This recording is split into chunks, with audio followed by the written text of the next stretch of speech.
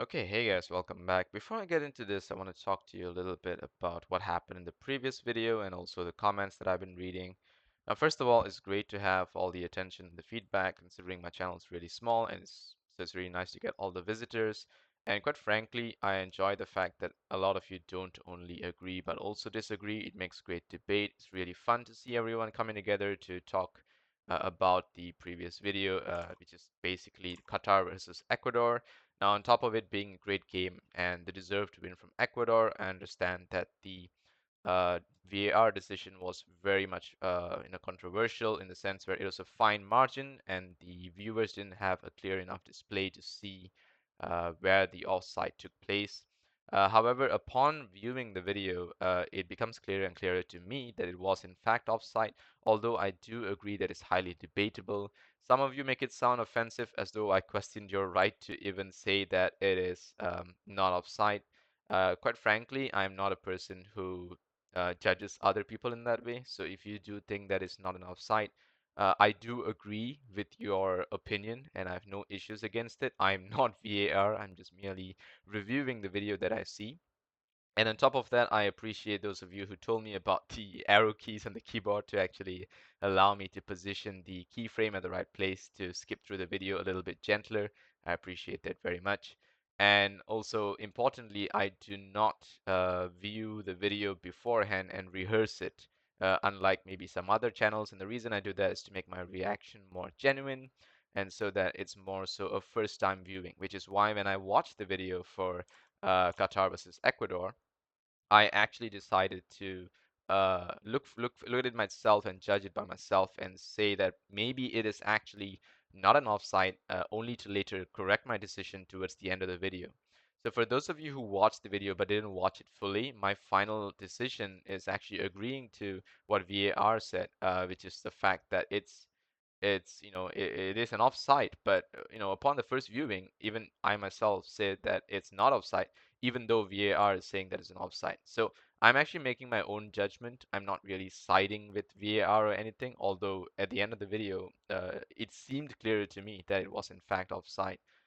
So just before we go through the Argentina video, which which first of all, kudos to Saudi Arabia. They played a fantastic game. A lot of fouls for sure. They had to slog a little bit. They had to slug it out somehow. They had to physically work their way, against this Argentinian attack because Argentina is a very, very strong team. And while for me, I don't think they're favorites to win this World Cup. I believe a lot of people actually expected them to go a lot further, but saw that, surprised that they struggled early on. I wouldn't be surprised if Argentina make a comeback either way. But this game basically had several offsides, and I think this was the most controversial one. So before we go into this video, I really do want to go back to the Qatar versus Ecuador video and show you what I clearly saw and why I feel my point of view stands. So this was the free kick, and this free kick is clearly not the one that's deciding the offside. It is at this point where you can see that there are two players here, right? And one of this is the player that's going to be in the offside position, which is the player on the top right, right? So that player is actually going to be player number 11. And the player on the bottom, slightly closer to that player is player number 2. So player number 11 is the one that's going to be caught in the offside position. So let's see how that actually happens. So the ball comes in. It's going to be headed by player number 2 here, right? And player number 11 is the one that's apparently in the offside position. Now, this is not the greatest angle to view, and I do understand a lot of your comments, which is the goalkeeper should actually be the one that's considered because he seems to be the furthest forward. But upon viewing at this from the front angle, it seems like this defender, um, sorry, not this defender, the defender that's beside this guy who's now the last man, seems to actually be the one that's furthest forward, right? Um, let me show you how the other angle looks like, and then you'll see that the defender next to player number 11 is actually the one that seems the furthest forward. But just to show you what really happens in this situation, right? So player number 2 hits the ball floats up into the air. So my first doubt was whether the keeper touched the ball. but the ball floats up into the air. And yes, the direction of the pass does not matter. So I also corrected myself on this. So I also appreciate those of you who pointed that out. It doesn't matter which direction the ball is passed, so long as the player in the offside position comes back to collect the ball, the offside is immediately counted. So after player number two hits the ball into the air, right? This is player number two. He has hit the ball into the air. Look at this. The one that comes to collect the ball here is actually going to be player number 11. But before that, the ball is actually going to come down. Okay, the ball is actually going to come down. It's going to bounce on the ground, touching no one. Meaning, if player number 11 here actually touches the ball, he's going to be offside. So here we go. Ball is going back up into the air. And there's the touch from player number 11. He hits the ball into the, what do you call this, direction of player number two, who continues to give this fantastic scissors kick assist. So, so once again, player number two's header was the one that was headed back by player number 11, and that's what caused the offside here.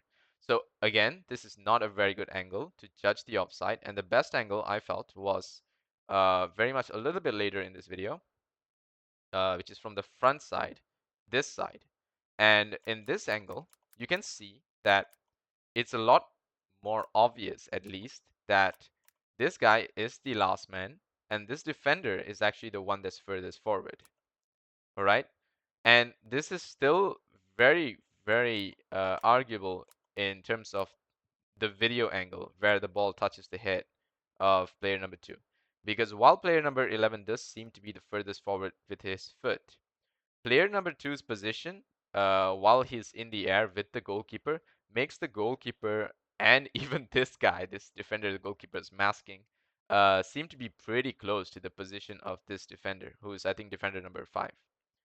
So this is still a very, very arguable VAR decision, because what if the keeper was actually the second last man, right? This is the last man, the keeper is the second last man. That means the line should be drawn at the keeper and not this defender who is behind player number 11 here. So yes, again, I totally agree. Very, very controversial decision. But from this angle, it does seem like this guy might actually be the closest to the front, because these two, while they're jumping in the air, seem to be a little bit further, although there's no clear lines drawn here. And also, the VAR video, in fact, that was shown, is actually just highlighting the player closest to to number 11, right? You can see the ball coming in here. The keeper actually does seem to be the one that's furthest to the front, even at this angle.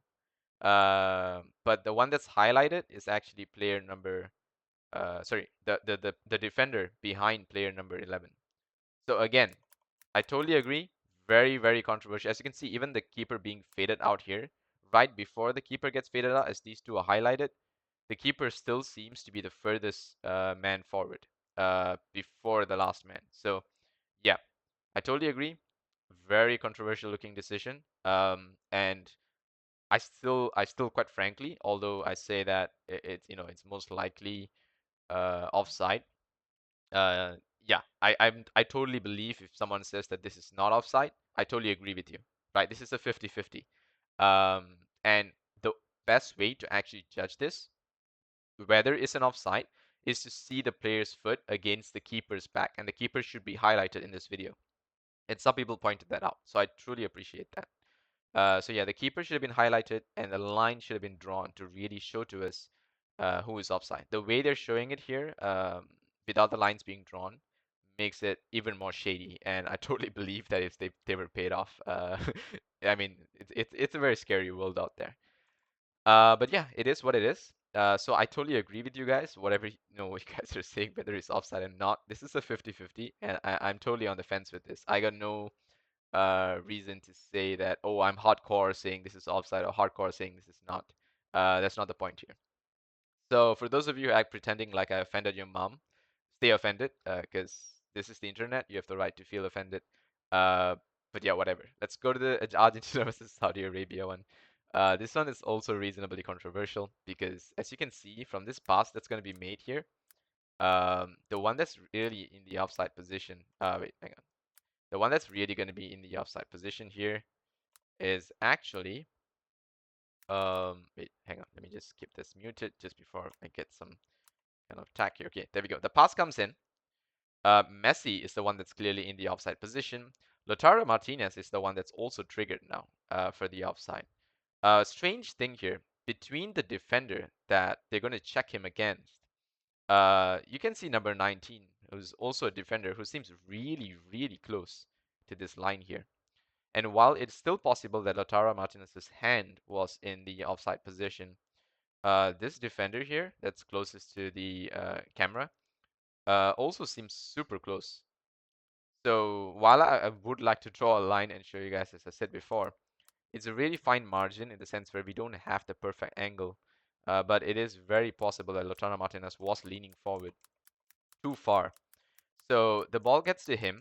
Messi is just supporting, and I think he knows he's in the offside position, so he doesn't want to get too involved with the goal. So he just skips past to just be a distraction of the ball. 99 for sure, Lionel Messi, and the ball goes past the keeper and into the goal. So while this is a decent goal by Lautaro, I mean undecent. It's a good goal. Fair enough. It's a good goal. He totally deserves if it was onside. But yeah, let's look at the VAR's angle after this decision. Uh, there we go. VAR says preep. Nope, no goal. Goal check. It's done. Let's see the actual 3D angle of the footage. So this is one of the worst, most terrifying VAR angles, and I'm feeling more and more that there's something really fishy going on in this. So here comes the highlight, right? Here comes the highlight. Messi is the one that's clearly in the offside position. Okay, so as this highlight is going, I'm gonna just wait until it's almost highlighted and all the defenders almost go missing. And let me zoom this in for you guys. Right, so while I would like to be fancy and draw all the lines for you guys, I think we can just judge this by the eyes. So before this gets faded, let me just unfade it a little bit more so you guys can see that there is the line on the field. I don't want to damage your eyes doing this too much, but I think this is good enough. I think this is actually good enough. So if you can actually see the two different colors on the field, look at Lautaro Martinez's position, right? While his hand may be, like his forearm may be in the offside position, his shoulder is not. And in EPL, they actually judge by the position of any other body part other than your flailing forearm, because you can't really stop the player from just stretching their arm forward. But stretching your arm forward should not put you in the offside position. It's more so the body being in the offside position, the legs being in the offside position, your head, your hips, your shoulders, these sorts of things. So the forearms are not really counted in the EPL. However, in the World Cup, if the player is counted, like if the forearm of the player is being counted, then they practically have to run like Naruto to avoid being caught in the offside position. And I'm not kidding. I'm serious about that. They have to Naruto run to be safe from the offside position. But while this pass is going to be made here to Lautaro Martinez, the defender that's actually furthest to the front really seems like this guy at the lowest position here, that's closest to the camera. It's not the defender that's behind Lautaro Martinez. Like, look at the amount of space between that defender, like his leg and the line, and this guy to the line. Just looking at it with your naked eyes makes you feel like the defender closest to the camera is actually the one that's furthest forward. So this is really, really fishy with this VAR highlight that's highlighting this player. Um, and while the camera angle makes it look like the top part of the screen, like the top part of the field is actually closer because its angle is tilted, I guess, a little bit to the left, so it makes it look like the top right part is actually closer. This guy could actually be the closest to the line here. So yeah, this is an even shadier VAR decision, I feel, than the previous one. The previous one, perhaps they completely screwed it up, not taking the keeper's butt into the account of the video, or rather the account of the VAR decision. But in this one, it seems really super shady, not showing this defender who we feel is even closer to the line. And then yeah, they just continue to zoom into these two. not counting in the rest of them, and that's how the VAR decision is made. So just to look at this back from another angle, before what do you call this? It happens. Let's try to just see um, the timed run from Lautaro Martinez here, and let's see whether we can pick anything else up. So here comes the ball. That's the kick, right? Here comes the kick. Okay. So right before the kick happens, right? Right before the kick happens, you can see number 19's leg is super duper close to this, and so is this guy's leg. Now, to be fair, these two legs, let me just move this a little bit for you guys, could be the exact same distance from that endpoint, right? Leg is here, leg is here, line is here, leg is here, line is here. To be fair, these two could be the exact same, right? And then the pass is being made and Lautaro Martinez could be offside either way. But the real question is, why can't VAR just draw a line and show us who's the last defender, why is the last defender, and then show us whether the player is in the offside position?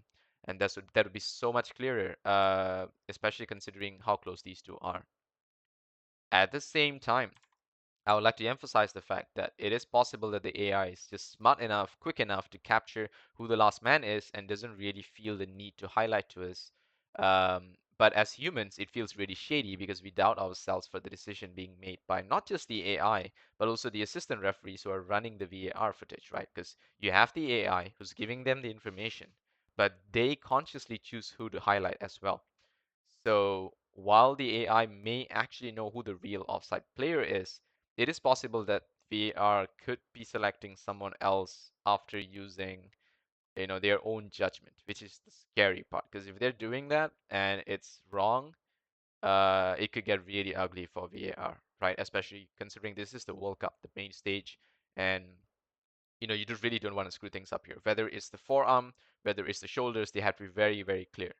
But I stand by, I think the way EPL does things, which is the forearm doesn't really count as, having a body part forward. I think the shoulder, head, hips, and butt, legs, these things are a little bit more obvious. Otherwise, as I said, you have to Naruto run forward if you want to beat the offside trap. If you're a player that's just that fast all the time, which is always going to be hilarious, regardless of how they show it. So yeah, this is gonna be my review for this particular game. Thanks for someone pointing out. And I did watch I did watch the whole game. In fact, I do feel that Saudi Arabia deserved the win because they played super well. They had a lot of fouls, and I think that some of these decisions could have been, the other way for Argentina. Like if Argentina did manage to keep themselves on side, especially for the first two goals, they would have probably won the game 3-2.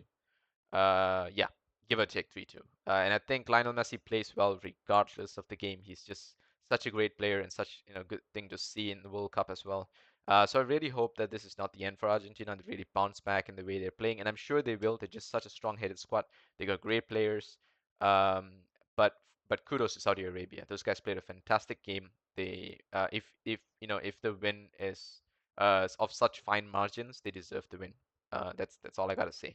Regardless, this was a widely spoken of game in the media, and a lot of people were saying that some of them did expect Argentina to go all the way to win the World Cup.